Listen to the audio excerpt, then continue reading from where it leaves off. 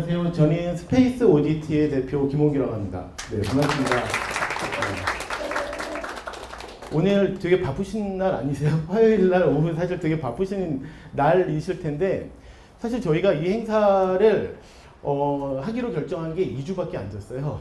지난주에 결정을 해서 이거를 해야겠다라고 제가 내용을 정리하고서는 그냥 급하게 생각나시는 분들 먼저 이렇게 카톡을 이렇게 드렸어요. 그래서 원래는 이 행사는 저희 K-POP 레이더 이제 뉴스레터 구독자분이 한 4,000명 정도가 되는데 그분들한테 이제 이런 행사를 합니다. 그래서 원래는 저희 아시죠? 그래서 유료로 한 10만 원 정도로 해서 매번 저기 성수에서 이제 진행을 했었는데 근데 이제 마침 여러 가지 상황들이 좀 저희가 말씀드릴 어떤 좀 그 작년에 발표했던 작년에 있었던 K-POP 세계 지도를 최근에 릴리즈도해서 그거에 대해서도 이제 많은 의견들도 주시고 그리고 또 저희가 최근에 준비하는 것들도 있고 또 마침 이따 말씀드릴 또 같이 이번에 데뷔하는 또 이런 남자 아이돌 이따 말씀드릴 텐데 이런 모든 상황들이 다 맞물려 가지고 그럼 지금 해야겠다라고 이제 결정한 게 2주 전. 그래서 급하게 뉴스레터를 다 써놓고 보내기 전에 생각나는 분들한테 카톡을 보냈더니 금방 다 매진이 된 거예요. 그래서 지금 원래 여기 자리가 맥스로 하면 한 80분 정도 모시는데 저희가 더 의자 깔아가지고 이따 뭐 한 2부에 오시겠다 하는 분들 뭐 또 이따가 또 애프터 파티에 오시겠다 하는 분들 등등 하다 보니까 한 130분 정도 이렇게 해서 저희가 원래는 이게 공개로 진행하는 행사였는데 어쩌다 보니 이렇게 프라이빗하게 진행이 됐고 이렇게 와주신 분들은 완전 굉장히 프라이빗하게 초대해주신 분들 귀한 분들인데 네, 이렇게 귀한 시간 내주셔서 와주셔서 정말 감사합니다. 네, 반갑습니다. 저희가 이제 일부는 2025년에 K-POP 레이더라고 했는데 저희 K-POP 레이더에서 지금 발표도 하고 또 준비도 하고 이런 내용들을 이제 말씀드리는데 첫 번째 세션으로는 최근에 저희가 그 뉴스레터로 PDF로만 이제 공개를 한 K-POP 세계 지도가 있었어요. 그런데 공개하고 난 다음에 많은 분들이 이제 여러 가지 의견을 주시고 그랬는데 이거에 대해서 같이 모여서 한번 얘기하는 자리가 있으면 좋겠다라는 생각이 들었는데 바로 오늘이 이제 그 시간이 될 것 같고요. 자, 이 얘기는 저랑 같이 이제 얘기 나눌 여러분들 많이 아시는 TMI FM의 차우진 음악평론가님을 같이 모시고 이야기를 나누도록 하겠습니다. 네, 큰 박수로 네, 모시겠습니다. 안녕하세요, 차우진입니다. 차우진님이랑 저랑 이렇게 매년 K-POP 세계 지도를 브리핑한 지가 벌써 한 4년째 되는 것 같은데요. 네, 매년 이걸 하고 있는데 이렇게 오프라인에서 하는 건 저희가 처음이라서 좀 어색하지만은 여러분들 감안하고 들어주시기 바랍니다. 우선은 제가요, 먼저 브리핑을 해드릴게요. 그래서 저희가 발표한 이 K-POP 세계 지도는 K-POP 레이더 사이트에 브리프 섹션에 보면은 PDF로도 있고 내용들이 있는데 보신 분들 계시죠? 보신 분들 보신 분들 있죠. 근데 아직 안 보신 분들도 있기 때문에 제가 주요 내용만 먼저 한번 브리핑을 하고 그 다음에 저희 이제 QR을 한번 찍으시면요. QR을 찍으시면은 여기에 여러분들의 의견이라던가 궁금한 점이라던가 이런 것들을 남기실 수가 있고요. 그러면 저희가 한번 브리핑을 하고 저희끼리 얘기 나누면서 여러분들의 어떤 의견들 뭐 이런 것들 같이 나누는 시간을 이어서 같이 하도록 하겠습니다. 먼저 제가 이제 그 K-POP 세계 지도의 주요 내용을 제가 한번 요약을 한번 이렇게 포인트로 찍어보면서 말씀 한번 드리도록 하겠습니다. K-POP 레이더를 저희가 오픈한 게 2019년도였어요. 그래서 2019년도에 K-POP 레이더를 오픈하면서 같이 발표했던 게 K-POP 세계 지도였는데 도대체 우리가 이제 가문으로만 알고 있는 이 K-POP 아티스트들의 인기들을 이렇게 좀 정량적으로 정확하게 봐야겠다는 생각으로 발표를 했었고 이때 2019년도에 발표를 했을 때는 사실은 조금 재미가 이때는 뭐 이런 거 자체가 처음이었으니까 좀 화제가 많이 되기도 했는데 이때는 K-POP의 절반의 인기 54.3%가 불과 5팀이 차지하고 있었던 것이었어요. 그때 BTS, 블랙핑크, 트와이스, 그때는 또 모모랜드가 필리핀에서 인기가 많았을 때고 엑소 이런 상황이었는데 2022년이 되면서 이게 2배가 늘었어요. 그래서 K-POP의 인기는 10팀 이상, 사실 이제 롱테일이 이제 시작이 되기로 했고요.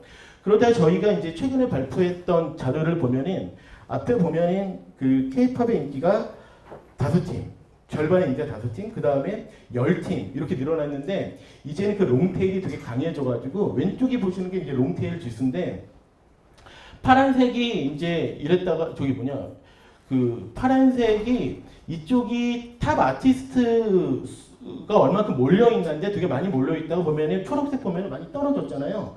실제로 보면은 그 K-팝 50% 정도 아니, 상위 10위의 아티스트가 차지하는 비율이 45.65%였다가 24년에는 37.32%로 이게 더 줄어드는 거예요. 그만큼 이게 이제 상위에 있는 아티스트들의 비율이 더 작아지면서 더 많은 더 다양한 아티스트들이 이렇게 골고루 인기를 받는 이런 구조가 되고 있다는 것들이 보였고요. 그리고 이제 그 2023년이나 2024년 동안 어떤 아티스트들이 인기가 그 많았는지에 대한 변동을 보니까는 사실 저희가 이제 그 2023년에 발표했을 때는 블랙핑크가 이제 1위였었어요. 한 번 더 올라갔었는데 이제 BTS가 항상 1위였다가 그러다가 블랙핑크가 이제 1위였는데 다시 작년에는 BTS가 이제 1위가 됐고 그리고 이제 스트레이키즈가 올라가고 베이비몬스터가 사실은 굉장히 급등을 했어요. 저 이제 뒤에도 말씀드릴 텐데 보면 거의 4인가 이렇게 급등을 했고 또 에스파 올라오고 또 로제가 이제 엄청 또 급등을 하고 또 제니, 리사, 아이유 이런 팀들 그리고 데이식스가 20위 안에 들어오면서 이제 그 좀 더 이런 다른 양상들이 이제 보이기 시작을 했고요. 해외에서 이제 이런 그 인기를 주도하는 아티스트들, 국내를 빼고 해외에서 인기를 주도하는 아티스트를 뽑아 보니까는 앞에 말씀드린 것처럼 베이비몬스터가 좀 압도적이고 그 다음에 로제, 제니, 그리고 에스파, 리사 거의 블랙핑크 멤버들이 이제 거의 한 3명이 거의 차지하고 있네요. 근데 이제 네, 그래서 이제 이렇게 한 5팀이 이렇게 주도를 하고 있고 이거는 이제 국내랑 해외의 이제 아티스트 비교인데요. 이거 아니구나. 죄송합니다. 이거 같은 경우에 이제 인기 국가를 비교한 건데 사실은 그게 큰 차이는 없습니다. 그래서 뭐 약간 인도가 뭐 한 등급 뭐 올라가고 뭐 태국이 좀 오르고 뭐 이런 정도여서 예전에는 사실은 이게 되게 많이 변했었어요. 그래서 남미가 올라오고 인도가 올라오고 일본이 뭐 갑자기 이제 한 6위였다가 뭐 2위로 올라오고 그랬는데 이제는 이제 이게 조금 변하지 않는 이런 상황이 되는 것 같고 이게 바로 이제 그 대한민국 한국에서 인기 있는 K-팝 아티스트 순위와 해외에서 한국을 뺀 해외에서 인기 있는 아티스트 순위를 이제 비교를 한 건데요. 여기 같은 것들이 보면은 1위는 뉴진스. 근데 이제 오른쪽 같은 경우에는 이제 뉴진스가 7위죠. 그리고 2위는 데이식스, 3위가 에스파. 뭐 이런 식으로 여기 보면 악뮤직, 볼빨간 사춘기, 뭐 키스 오브 라이프. 빅뱅. 그래서 보면은 이제 국내랑 이제 해외랑 좀 다른 양상들이 보이는데 요거에 대해서는 제가 이제 어떤 팀들이 이제 유독 그러는지 제가 한번 뒤에서 좀 더 설명을 드리도록 할게요.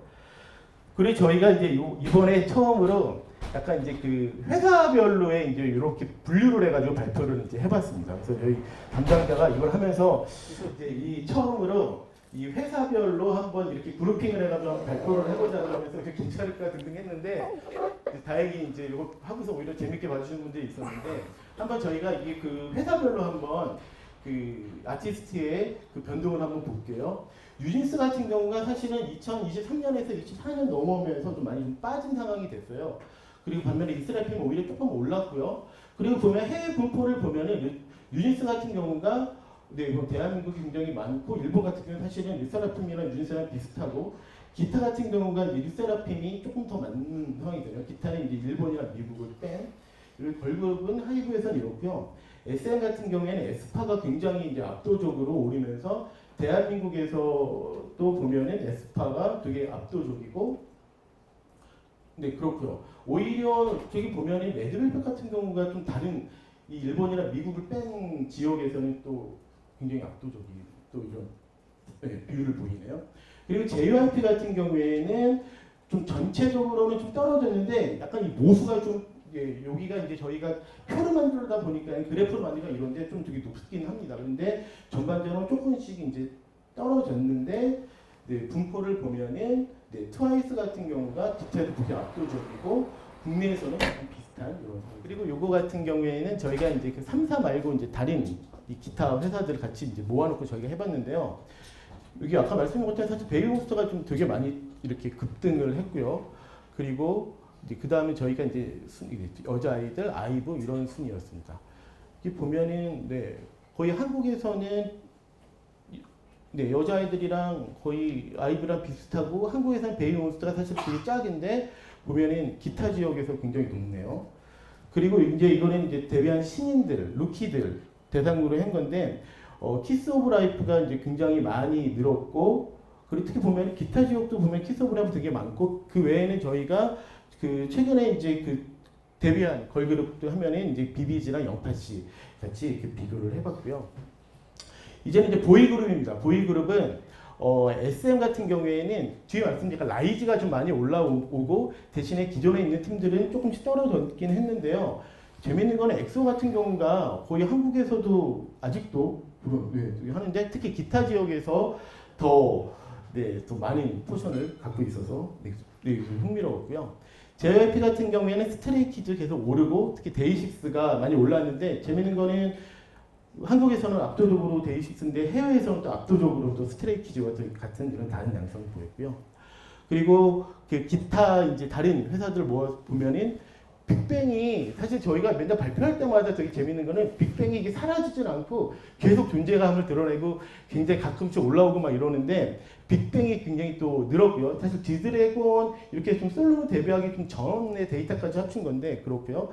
그리고 에이티즈 같은 경우도 계속 올랐고 네, 트레저는 조금 떨어졌는데 대한민국 같은 경우에는 빅뱅의 소비가 굉장히 많고 일본도 많고 그리고 기타나 미국 같은 경우에는 좀 에이티즈가 좀 더 압도적으로 이제 많은 이런 상황이 됐습니다. 그리고 보이그룹의 이제 그런 신인들인데요. 여기 보시면은 라이즈가 압도적으로 많이 올랐고 보이넥스도 제로베이스 원 이렇게 저희가 선정을 해가지고 비교를 해봤는데 대한민국 같은 경우에는 라이즈가 되게 압도적으로 되게 많네요. 그리고 기타는 네, 거의 비슷한데 그래도 라이즈가 압도적으로 있고 네, 미국이랑 일본도 네, 그런 분포를 보이고 있습니다. 저희가 발표하면서 재밌었던 거는 이제 기존에 없었던 작년에 이제 이런 그 트렌드는 데이식스가 여러분 다 아신 것처럼 굉장히 급등을 했고 실제로 저희 데이터상으로도 그렇고 국내에서도 소비가 굉장히 많고요.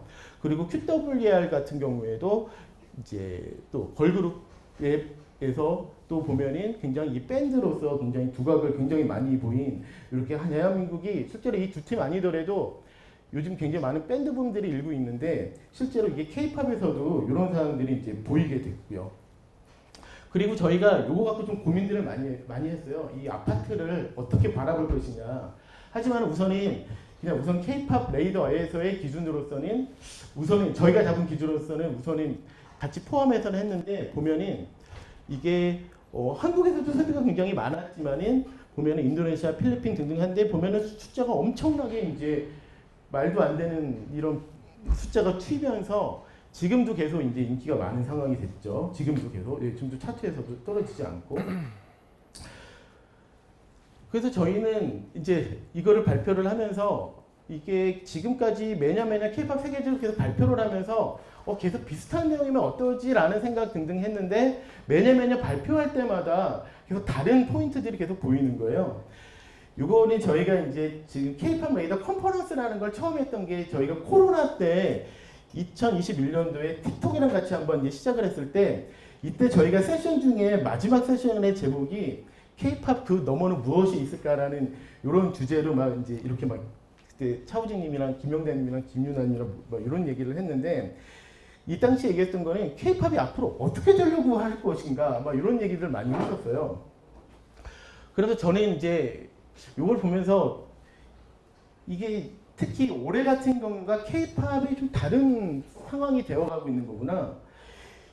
그걸 보면서 이제 K-팝의 구분이 이제 모호해지는 뭐 아파트던 아까 전에 이런 밴드 열풍이던 또 뭐 이런 상황들에 그래서 이제는 K-팝이 무엇인가라는 이런 고민을 이제 하게 됐고요.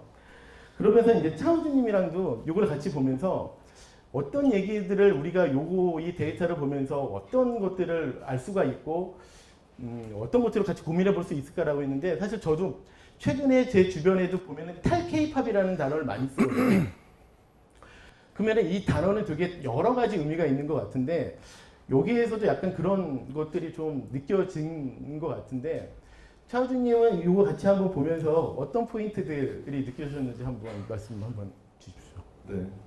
그 일단 21년에 처음 시작을 하고 나서 정말 이 K-pop 레이드 컨퍼런스, 그러니까 K-pop이라는 테마로 컨퍼런스를 아주 밀도 있게 만들자라고 했을 때의 문제는 이게 5년 뒤에도 가능할까라는 거였는데 약간 말씀하신 대로 데이터를 보면서 계속 새로운 어떤 키워드를 뽑아낼 수 있는 상황은 되는 것 같아요. 그리고 이제 좀 기대 이상으로 실제로 롱테일하게 어떤 시장이 계속 지속성이 좀 유지되고 있다라는 게 좀 중요한 포인트인 것 같고, 물론 이런 관점은 다 저희가 이제 약간 뭐라고 그러지? 이 업계에 있으면서도 있지 않은 존재들이잖아요. 저희는 약간 제3자이면서 제3자가 아닌 듯한. 왜냐하면 저희는 실제로 이제 아티스트를 데리고 이제 비즈니스를 하는 건 아니니까.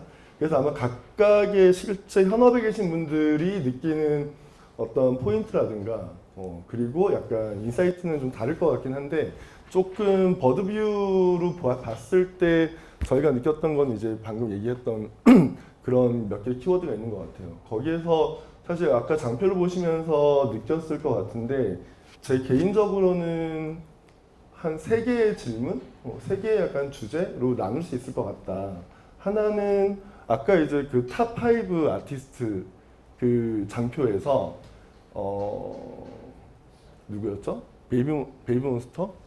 베이비몬스터, 로제, 제니, 에스파, 리사인데, 여기에서 그러니까 이런 건 거예요. 이 장표가 과연 맞을까?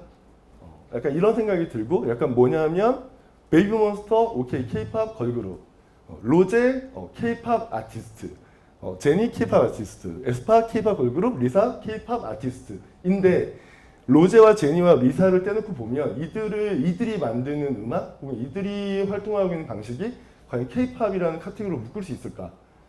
블랙핑크의 멤버들이긴 했지만 약간 이런 것들이 조금 더 좀 뭐랄까, 제 입장에서는 좀 질문으로 좀 뽑아낼 수 있는 것 같아요. 그래서 이제 관련해서도 아까 이제 국내에서 인기 있는 아티스트와 해외 아티스트의 좀 온도 차이가 있다는 것, 그리고 뭐 약간 이런 것들을 가지고 사실은 K-팝이 뭘까라는 질문을 하게 된다. 근데 그게 5년 전에 10년 전에 우리가 가졌던 K-팝이 뭐냐라는 그 질문의 어떤 방향하고는 완전히 다른 방향을 가지고 있다는 생각을 하게 됩니다. 예를 들면 이게 그 아까 전에 저희가 틱톡 컨퍼런스 하면서 했던 게 생각나서 정리를 해봤는데 이때 똑같은 이런 얘기를 했어요.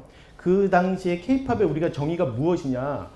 예를 들어서 그때 영화 미나리를 얘기하면서 이게 한국 영화냐 미국 영화냐 뭐 이런 얘기를 하고 그랬었는데, 그때 이제 뭐 요소별로는 그때는 이런 얘기 했었어요. 이게 어느 자본으로 만든 거냐, 한국 자본으로 만든 거냐 미국 자본으로 만든 거냐, 그럼 미나리는 한국 영화냐 미국 영화냐 뭐 이런 얘기를 했었고, 그리고 어쨌든 간에 자본이 그래도 만든 회사가 중요한 거 아니냐. 그러니까 그 당시엔 네. 그랬. 약간 부연 설명하면 제가 2009년에 그 K-팝 아이돌이라는 책을 썼어요. 근데 그 책 완전 초창기 K-팝이라는 말이 없을 때 아이돌 팝. 근데 그때 이제 K-팝이나 뭐 요거에 대한 정의를 한 3가지로 했었는데, 하나는 한국 국적의 회사에서 나왔을 것. 그러니까 일단 매니지먼트라든가 이런 활동 기반이 한국 회사일 것. 그리고 멤버들의 국적이 뭐 이를테면 그룹이면 그 중에 절반 이상은 한국인일 것. 그리고 실제로 이제 그 노래가 만들어지는 방식, 이를테면 음악을 뭐 작곡하거나 작사하거나 약간 이런 것들은 원천은 해외에서 사오는 방식이어도 그거를 이제 패키징하거나 혹은 뭐라고 그러죠? 프로듀싱 하는 주체는 한국인일 것. 약간 이런 식의 주제를 가지고 했었거든요. 그리고 그게 사실은 2020년대까지 깨지진 않았어요. 근데 지금 이제 약간 아까 그 로제, 리사, 제니를 봤을 때 물론 그들의 소속사는 자기들이 만든 회사이기 때문에 사실은 인디펜던트 레이블인 거죠. 그렇잖아요. 인디 레이블이잖아요. 그러니까 참고로 말씀드리면 글로벌 기준에서 인디 레이블의 정의는 메이저 레이블 이렇게 메이저 레이블이 빅3인데 유니버설, 소니, 워너인데 이 메이저 레이블의 지분 투자가 30% 그러니까 70% 네. 30% 언더일 때 30% 언더이고 약간 그 개인 지분이나 혹은 복잡한 지분 그러니까 좀 다른 지분들이 70%를 만들 때 그걸 그냥 인디레이블로 그냥 정의를 하고 있는 것 같습니다. 그렇기 때문에 사실상 뭐 하이브든 SM이든 사실 인디레이블이 맞고요. 근데 그 중에서도 좀 더 로우하면서 약간 퍼포먼스를 크게 내고 있는 게 아티스트를 직접 만드는 회사들인 거고. 근데 제니나 뭐 리사나 로제 같은 경우는 레이블은 회사, 그러니까 자기들의 회사인데 약간 이들이 활동하는 방식들, 특히나 아파트든 뭐 제니의 앨범이든 약간 이런 앨범들이 만들어지는 방식을 보면은 그 해외 레이블에서 투자하고 그리고 거기에 참여하고 있는 작곡가라든가 프로듀서는 다 미국인들이고 그들이 또 미국 그 시스템에서 유통되기 때문에 약간 이걸 케이팝으로 보는 게 맞냐? 오히려 그냥 일반적인 팝, 우리가 알고 있는 그 팝스타들, 레이디 가가나 브루노 마스나 이런 친구들이 활동하는 방식과 거의 같은 방식으로 움직이는 거 아니냐라고 볼 수 있는 것 같아요. 그래서 거기에서 이제 탈 케이팝이라는 질문은 예를 들면 케이팝은 한국에서 케이팝이 만들어지는 방식은 유럽이나 미국에서 음악 수입해서 한국에서 로컬라이징 하거나 리패키징 해서 약간 다시 동남아시아, 뭐 미국, 유럽, 라틴 아메리카 이렇게 글로벌로 판매하는 방식이거든요. 근데 이미 이 친구들은 약간 그런 방식에서 자기의 어떤 스타성이라는 거를 만들고 블랙핑크라는 그룹으로, 케이팝 그룹으로 그러고 나서 솔로로 약간 분리되면서 아예 미국에서 미국 아티스트가 활동하는 방식으로 움직이는 것 같다. 그러면 케이팝의 다음 단계들을 뭔가 좀 만들어내는 것 같다라는 질문 혹은 그런 생각이 좀 드는 현상들인 것 같아요. 대한민국이랑 이제 대한민국에서 인기 있는 그 K-팝 아티스트 순위랑 해외에서 인기 많은 아티스트 순위를 보면은 이제 우리나라 같은 경우에는 뉴진스, 데이식스, 뭐 에스파, 아이유, 뭐 또 QWR도 8위인데 뭐 태연도 9위. 근데 오른쪽에 해외에 있는 아티스트를 보면은요, 사실은 우리가 너무나 잘 아는 K-팝 아티스트들이 약간 고정적인 약간 이런 현상을 보이는 거예요. 그래서 이제 이 현상 보면은 이제 오히려 해외 같은 경우는 지금 같은 경우에는 오히려 이제 한국에서는 많이 바뀌고 있죠. 이 어떻게 보면 우리가 K-팝이라고 얘기하는 거와는 좀 다른 개념들인데 오히려 해외 같은 경우가 오히려 이렇게 고정화가 되고 있는 것 같구나. 약간 이런 생각도 들더라고요. 그래서 이 장표를 이제 이게 사실 이 행사 자체가 준비된 게 짧았잖아요. 네. 그렇죠. 그래서 사실 저희가 둘이서 약간 미팅을 한 게 어제 오후였는데 이 장표를 보고 물론 전달은 이제 그 전에 받았어요. 근데 장표를 보면서 제가 좀 했던 그러니까 저희들이 나눴던 얘기는 뭐냐면 한국에서 유행하는 K-팝이랑 해외에서 유행하는 K-팝이 다르다. 이게 유행이라기보다는 인식하고 있는 K-팝이 다른 것 같다. 그러면 한국에서의 K-팝과 해외 K-팝의 가장 큰 차이가 뭘까라고 했을 때 저희들이 봤을 때는 그거였어요. 한국에서 K-팝은 이미 우리가 흔히 K-팝이라고 부르는 스트레이키즈, 르세라핌, 뭐 블랙핑크, BTS, 키스 오브 라이프도 있지만 여기엔 아이유도 있고 뭐 데이식스도 있고 사실 뭐 그래요. 빅뱅도 있고 태연도 있고 악뮤도 있고 약간 이런 이런 아티스트들 K-팝이라는 카테고리 물론 K-팝 레이더에서 정의하는 거지만 약간 이 아티스트들이 여전히 계속해서 음원이라든가 이런 기반으로 방송이라든가 기반으로 계속 소비되고 있기 때문에 이쪽은 오히려 K-팝이 좀 더 대중화된 것 같다. 그러니까 과거 한 10년 전, 뭐 한 5년, 6년 전만 하더라도 일단 팬데믹 이전만 해도 K-팝을 좋아하는 사람들은 주변에서 손을 꼽았어요. 그렇지 않나요? 제 주변에 약간 그랬던 것 같은데. 그리고 약간 K-팝을 좋아한다고 말하는 게 여전히 좀 어려운 일이긴 했습니다. 내가 K-팝 팬이야. 뭐 이를테면 아미야라는 말은 그래도 어느 정도 약간 리저너블 했는데 내가 뭐 트와이스 팬 원스예요 라는 얘기를 저 같은 사람이 어디 가서 하면 약간 아 그러시구나 이러고 말이 끊겨요. 이런 일들이 되게 많았었는데 지금은 덕질을 한다는 게 약간 숨기거나 이런 게 아니라 오히려 엄마와 따님이 같이 공연장 가서 덕질하고 덕질하는 브이로그가 유튜브에서 굉장히 많이 유통되고 이렇게 소비되는 것처럼 그래서 K-팝은 오히려 대중음악이 된 것 같다 한국에서는. 근데 반면에 해외에는 우리가 알고 있는 BTS, 블랙핑크, 스트레이키즈, 베이비몬스터, 트와이스, 뉴진스 이런 친구들이 여전히 있고 이 지표가 20위까지 그렇게 다르지 않은 거예요. 싸이 정도가 조금 다를까? 그러면 반대로 오히려 해외에서는 약간 K-팝이라는 게 굉장히 고정관념화되어서 인식되고 있는 것 같다. 이를테면 이 친구들은 아이유는 K-팝으로 이렇게 인식하겠지만 아이유는 아마 K-팝이라는 카테고리 자기 그 K-팝 팬덤 안에서 좀 많이 논쟁적일 수 있어요.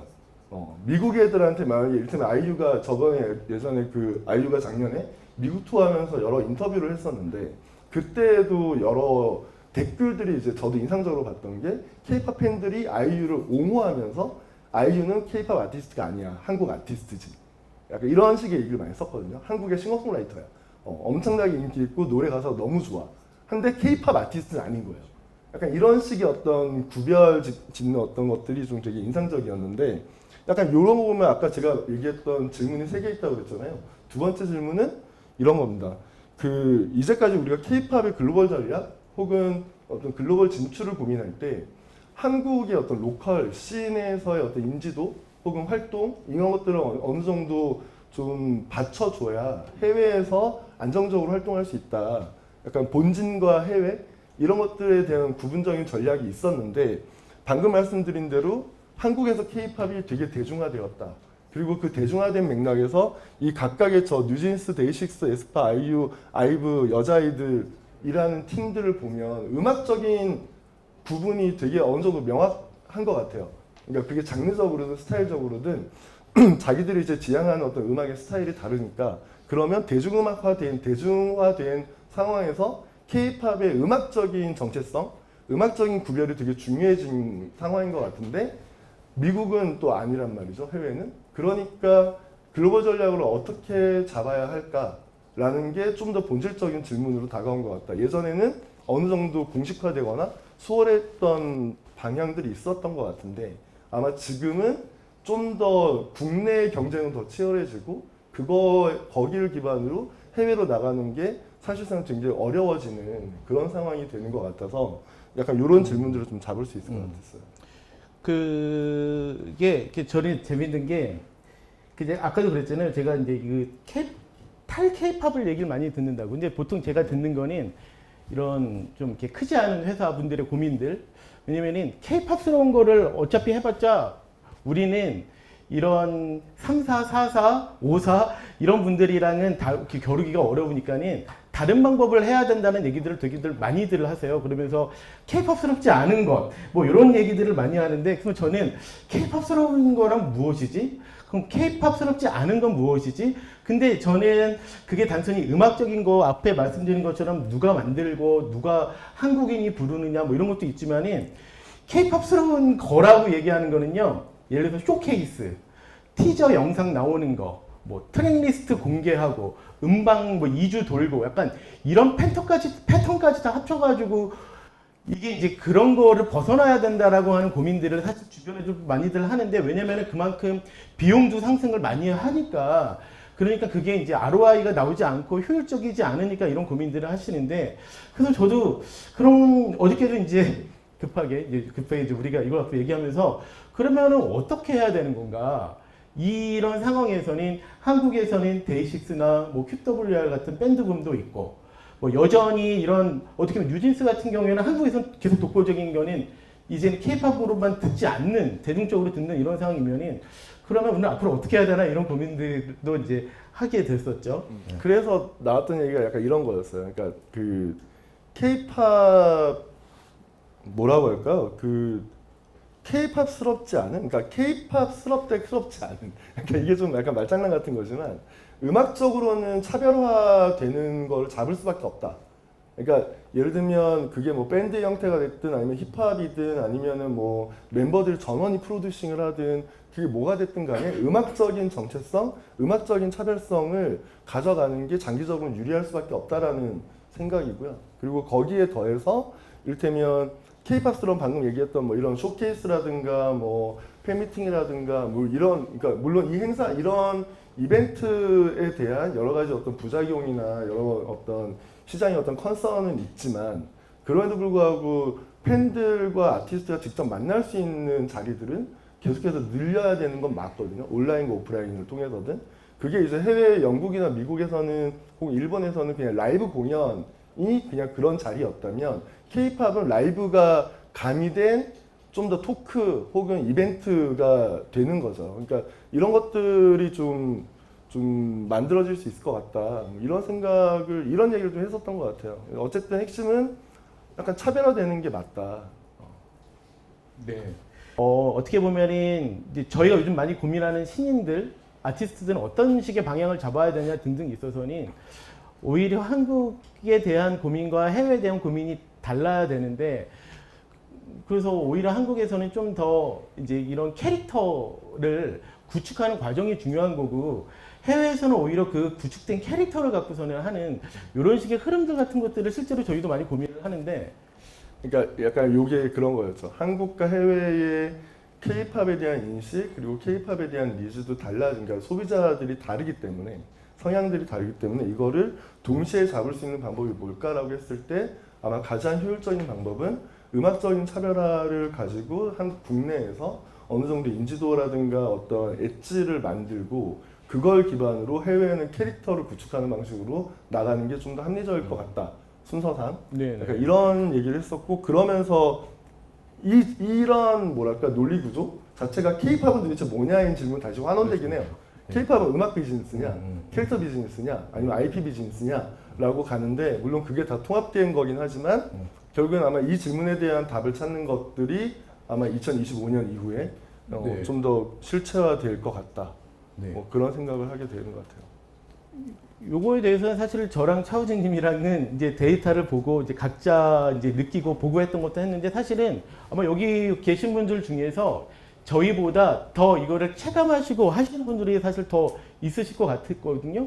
제가 아는 분들도 보이고 하는데 여기에도 한번 의견을 남겨주시면은 제가 한번 어떤 관점과 어떤 것들을 또 이렇게 경험하고 계신지 한번 저도 한번 들어보고 싶거든요. 저기 쓰시려고 하는 저희 말씀해 주실래요? 이분 같은 경우에는 DJ로 지금 EDM 클럽을 돌면서 K-팝을 틀고 계신데 한번 네. 그냥 저는 사실 K-팝이 종교의 단계에 좀 들어섰다고 생각을 하고 있습니다. 종교요? 네. 그래서 네, 대표님한테도 이제 제가 이제 사적으로 이제 공유 드린 것처럼 이게 이제 해외 같은 경우는 K-팝을 물리적으로 이제 접촉을 못하는 친구들이 굉장히 많습니다. 이제 왜냐면 한국 아티스트들이 뭐 남미라든지 뭐 아프리카 같은 데는 물리적으로 이제 가서 체감하기도 쉽지도 않고 그 친구들은 그러다 보니 이제 랜덤 댄스 플레이라든지 커버 댄스 같은 거를 이제 뭐 저희가 강요를 하는 건 아니잖아요. 어떻게 보면 문화적으로 전혀 동질감이 없는 친구들인데 그 친구들은 이제 뭐 굳이 이제 뭐 교회나 성당 가는 것처럼 광장에 주말에 모여서 같은 노래를 부르고 같이 이제 형제 자매님들처럼 그런 공통된 커뮤니티. 그쵸. 네, 그런 거를 하면서 남미에 있는 친구들이 뭐 유럽에 있는 친구들이랑 같은 노래와 같은 것들을 즐기는 거를 서로 이제 동질감을 느끼는 게 저는 이제 그런 것들이 종교의 단계에 좀 들어섰다고 생각을 하고 이제 그런 것들이 이제 쌓여가면서 자기들끼리 이제 뭔가를 이제 한국의 시스템과 전혀 상관없이 자생적으로 이제 많이 생겨나고 있거든요. 이제 뭐 K-팝만 트는 DJ 이벤트라든지 혹은 뭐 얼마 전에 미디어에 나온 것처럼 중국 같은 경우는 아예 한국 그룹이 공연을 하지 않고 커버 댄스 팀들이 공연을 하는 그냥 콘서트가 아예 수익계가 생겨났어요. 네, 그러다 보니 이제 어떻게 보면 그런 거죠. 이제 어떻게 보면 게임이라고 볼 수도 있고 어떻게 보면 종교라고 볼 수 있는데 그런 것들이 이제 밑바닥에서 이제 생겨난 지 제가 봤을 때 한 3년에서 5년 정도 깔리기 시작하면서 그런 부분들이 이제 틱톡이라고 하는 어떤 매체와 또 이제 결합이 되면서 하나의 약간 뭐 굳이 이제 얘기를 하자면 이제 저는 이제 종교라고 표현을 했는데 어떤 뭐 저희도 이제 종교를 가지신 분들 대부분 이제 형태는 다르지만 결국은 같은 주제와 삶의 그쵸. 어떤 가이드를 주는 그런 형태로 나타나는 것처럼 K-팝도 이제 그런 형태로 진화를 하고 있는 것이 아닌가 저는 좀 그렇게 생각합니다.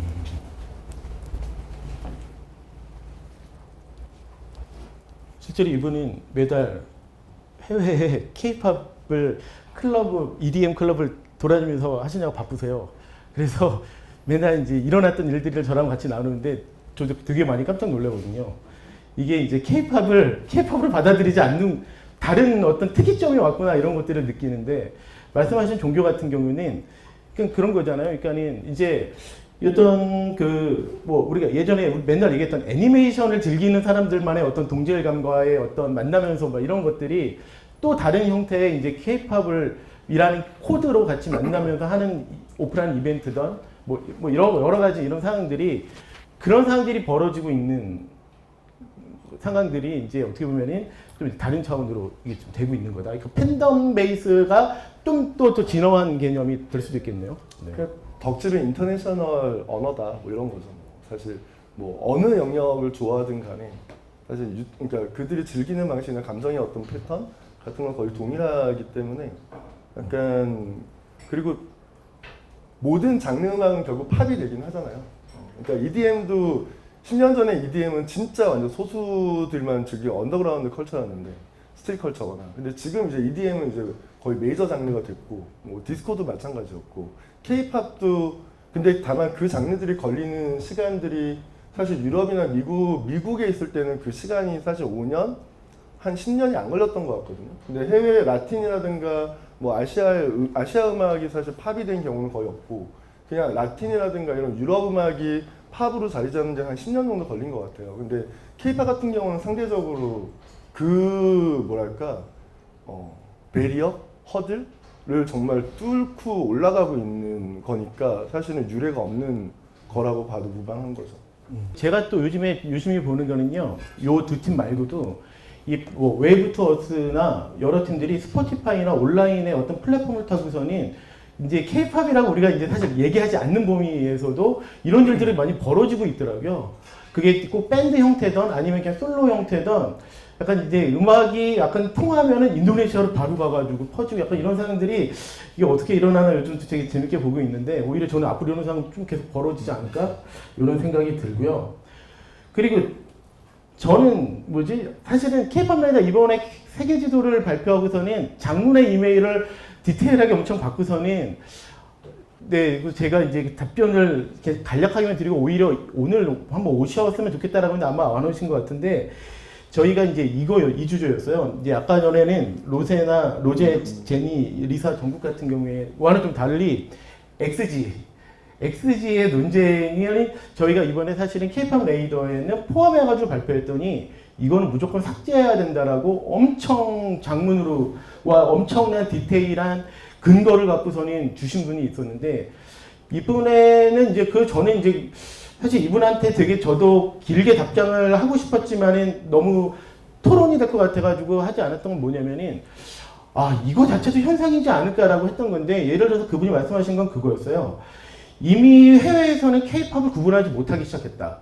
일본이랑 마치 우리나라가 외국 가면은 이게 우리나라가 뭐 유럽 음식이지 뭐 되게 디테일하게 구분하지 못하는 것처럼 이게 그냥 일본 문화인 거라고 하면서 약간 혼종이 되고 있는 상황들이 아까 말씀하셨던 맞아요? 그런 랜덤 플레이 댄스를 하는데 K-팝 분명히 랜덤 릴레이 댄스인데 모든 복장은 일본이고 닛산에서 스폰서십을 하고 뭐 이런 변종 같은 상황들이 맞아요. 대표적인 사례 아세요?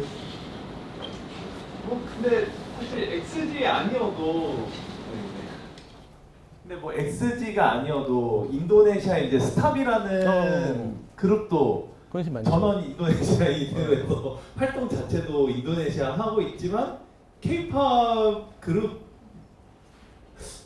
처럼 이제 그런 식으로 많아졌죠. 그렇죠. 네네네 뭐 그런 식으로 오히려 그러니까 제가 봤을 때는 얼마 전에 저도 이제 기사를 봤는데 이게 이제 뭐 이제 K-팝이 아시아의 EPL이 되고 있다 약간 이렇게 본 적이 있는데 뭐 굳이 그거를 딱 잘라서 뭐 이렇게 이 구분을 짓는 게 사실 의미가 있나 싶기도 하고 어떻게 보면은 그리고 이제 저도 이제 아까 이제 여기 이제 저도 좀 하나 이제 제 의견이 하나 있다고 하면은 저는 개인적으로 어떻게 보면은 지금 여기 이제 K-팝이라고 하는 카테고리에 대부분 대형 아티스트 분들을 이제 프레젠테이션 해주시긴 했지만 반대로 보면은 저는 2년 전에 이제 뭐 홍박사라든지 뭐 그 조주봉 씨의 뭐 할 말이 없네라든지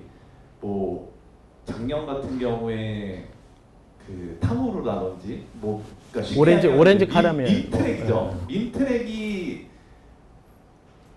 정말 소수의 인원들이 만들어낸 음원이 아시아에서 엄청 히트를 쳤거든요. 한국에서만 히트를 친 게 아니라 막 대만 같은 경우는 제가 이제 대만은 이제 뭐 내일도 대만을 가는데 대만 갈 때마다 그 친구들 한국에서 유행이 있는 것들을 한국 사람보다 어떻게 보면 더 좋아하고 그게 이제 아시아 전체적으로 엄청나게 파급이 커서 그런 부분들도 이 여기서 어떻게 다루는지도 조금 이제 지표상으로 보여주면은 어떨까. 네. 저는 말씀하신 거는 이제 K-팝이 K-밈으로 이제 확산이 돼가지고 소비가 되는 이런 특이점과 혼종의 이런 상황이 된 것 같은 상황인 것 같고요. 예. 여기 앞에서 필기하시면서 열심히 하신 분은 박사님이세요. K-팝 박사님이신데 어떻게 시카고 대학교에서 저기 공부를 하시면서 K-팝을 연구하시면서 하고 계신데 이런 상황에 대해서 어떻게 K-팝의 정의 어떤 이런 K-팝스러운 것과 아닌 것 혹시 느끼시는 것이 있으신지? 이렇게 마이크를 주셔가지고 네, 뭐 저는 좀 더 약간 배우는 입장에서 이제 와서 저 이제 연구를 하고 있다 보니까 이거는 사실 뭐 해외 학계나 국내 학계에서도 항상 이제 K-팝이 뭐냐, 이제 K-팝이 뭐 K가 뭐냐라는 질문들이 조금 더 많았던 것 같고 이제 지금은 좀 더 그냥 K-팝이라는 것 자체에 대해서 이제 어떻게 재정의를 할 수 있고 뭐 기존의 장르 이론상의 K-팝을 끼워 맞출 것이 아니라 K-팝을 통해서 뭐 팬덤이나 플랫폼 시대에 걸맞는 이제 새로운 어떤 장르 이론이 나와야 된다. 뭐 이제 이런 논의들이 되고 있는데 제가 개인적으로 생각했을 때는 사실 뭐 K-팝을 이제 오늘 이제 논의해 주신 게 이제 명사로서의 K-팝, 그다음 형용사로서의 K-팝 이렇게 두 가지로 네, 나눠서 설명을 해주신 것 같아요. 역시 박사님. 네. 아이고. 그래서 이제 K-팝스러운 것과 K-팝스럽지 않은 것, K-팝과 K-팝이 아닌 뭐 탈 K-팝이라는 이제 용어도 이제 말씀을 주셨는데 결국은 생산자와 소비자가 같이 어떻게 보면 정의를 해 나가는 것이고 아까 이제 아이유 사례 같은 경우에도 어떤 분들이 봤을 때는 K-팝이 아니다. 왜냐하면 이러이러한 아이유가 사용하는 문법들이 K-팝스럽지 않기 때문이다. 그래서 이렇게 수용의 과정에서 저는 이제 학자니까 수용의 과정에서 이제 사람들이 생각하는 K-팝스러움과 스럽지 않은 그다음에 어떤 그런 경계 작업 뭐 영어로 표현하면 뭐 boundary work라고 할 수 있을 것 같은데 이제 제가 봤을 때는 이런 것들이 결국 다 모여서 그 어떤 딱 정의를 내리기보다는 계속 변화하는 좀 과정적으로밖에 정의될 수 없는 것이 K-팝이 아닌가라는 생각이 들고 이걸 어떤 카테고리 안에 가두기 시작하면서 이제 이거는 결국 어떻게 보면 어떤 차트 시스템이라든지 뭐 플랫폼이라든지 저희가 이런 음악 장르들을 이제 구별을 하고 그거를 통해서 이해관계가 발생을 하기 때문에 카테고라이징을 할 수밖에 없는 또 그런 문제점들도 있기는 한데 네, 학계에서는 조금 더 어떻게 보면 좀 실용적이진 않지만 네, 학문적으로는 좀 그렇게 얘기들이 나오지 않을까. 그다음에 뭐 캐치아이나 VHR라던가 아까 말씀 주신 스타비 같은 경우에도 사실 이런 거에 대해 사례 연구가 더 나와야 되는데 이제 개별 그룹에 대한 연구가 많이 아직 좀 진행이 안 되어 있어요. 사실 BTS에 대한 건 많이 있는데 사실 블랙핑크만 하더라도 아직 사례 연구가 잘 안 돼 있거든요. 그래서 뭐 저희의 역할은 좀 그런 사례 연구를 하면서 K-팝의 어떤 역사를 조금 바로 세우고 그러면 또 K-팝에 대한 새로운 정의가 나올 수 있지 않을까 하는 네, 생각이 있습니다. 여기까지 하겠습니다. 네. 저도 일부 동의를 하면서 저도 약간 그런 거 어떻게 정의보다는 이게 변하고 있는 건데 저는 이 상황 자체가 되게 재밌는 상황인 것 같고 옛날에 상상할 수가 없었잖아요. 아까 2021년도에 우리도 이런 상상 못했던 건데 오히려 이게 계속 이렇게 되어 가고 있는 거구나 생각이 드는데 자 그러면 이제 거의 마무리 시간이 됐는데요. 여기 그 남겨주신 것 중에서는 차우진님한테 제가 여쭤볼게요. 예전부터 윤도현 버즈부터 넬, CN블루, FT 아일랜드 등 각 시대별로 이런 밴드, 유명한 밴드가 존재했다고 생각하는데 그 연장은 아닐까요? 라는, 네.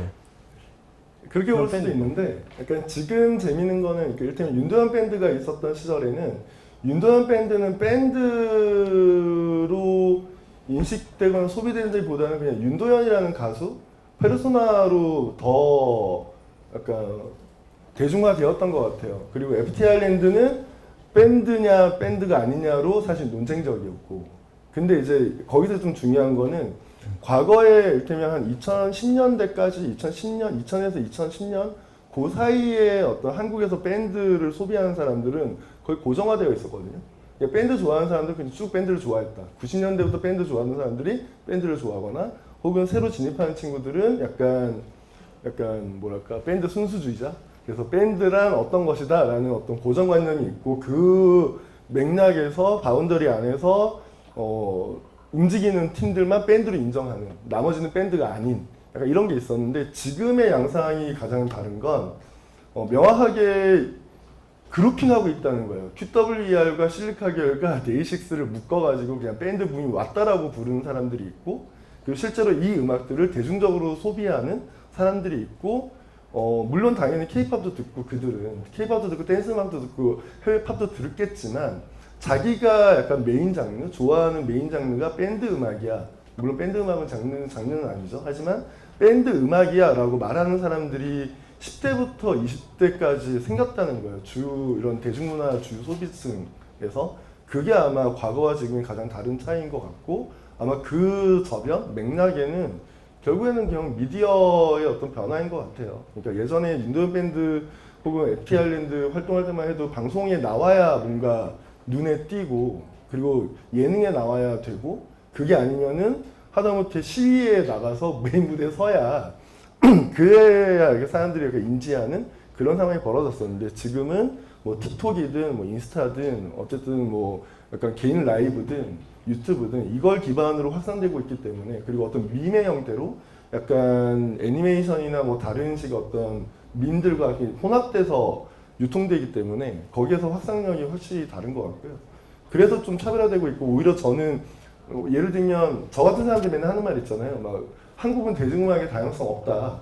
그냥 K-팝이면 K-팝으로 쫙 되어 있고 뭐 밴드면 밴드로 쫙 되어 있다. 뭐 약간 이런 얘기를 많이 하는데 오히려 저는 지금이야말로 가장 한국 음악의 가장 다양성이 정말 포텐 터지고 있는 시점인 것 같다. 왜냐하면 K-팝 안에서도 장르적인 다양성이 정말 구분할 수 있을 정도로 많아지고 있고 형태적으로도 솔로, 뭐 밴드, 뭐 K-팝 걸그룹, 보이그룹, 혹은 뭐 전자음악, 혹은 라이브, 씬 이런 것들이 진짜 활성화되고 있기 때문에 약간 과거에 비해서 훨씬 더 다양화되고 있고 이게 아마 서울이라는 도시가 되게 좀 역동성을 가지는데 가장 중요한 요인이 아닐까라는 생각을 하고 있습니다.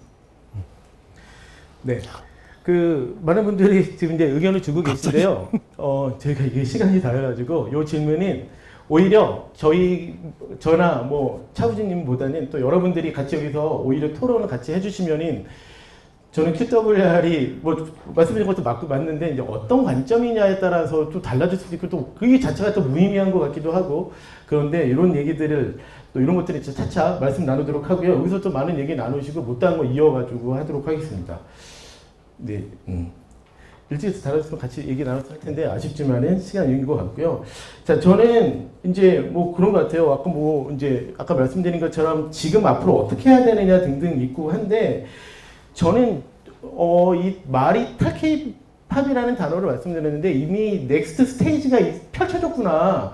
우리가 알았던 개념은 이제는 하나의 이제 과거구나라는 생각이 들고 저는 그거 역시 만든 사람들도 저 여기 모이신 모든 이 K-팝 하드워커 우리가 열심히 했기 때문에 이만큼의 이제 상황이 되니까 또 이런 다른 차원의 고민을 이제 할 수가 있는 상황인 거 어떻게 보면은 또 지금 자체가 또 중요한 시작점일 수도 있지 않을까. 이 역사적인 그런 세계적인 그런 음악 장르들의 상황들을 봐도 이런 상황들은 다 펼쳐지는 것 같다는 생각도 들어요. 꼭 K-팝뿐만이 아니더라도. 그래서 저는 앞으로 이제 우리가 어떻게 하느냐, 또 우리가 열심히 또 이렇게 해온 것만큼 또 앞으로 또 어떤 고민들을 같이 나누느냐가 또 가장 중요하지 않을까라는 생각을 해봤습니다. 네, 오늘 첫 번째 시간, 네, 같이 이제 데이터 보면서 같이 말씀 나눴는데, 오늘, 네, 첫 번째 자리, 네, 이제 시작하냐고, 이제 낮에 시작하면 저도 어색하고 한데, 같이 오셔가지고, 또 진지한 얘기 같이 나눠주신 차우진님한테 큰 박수 한번 부탁드리겠습니다.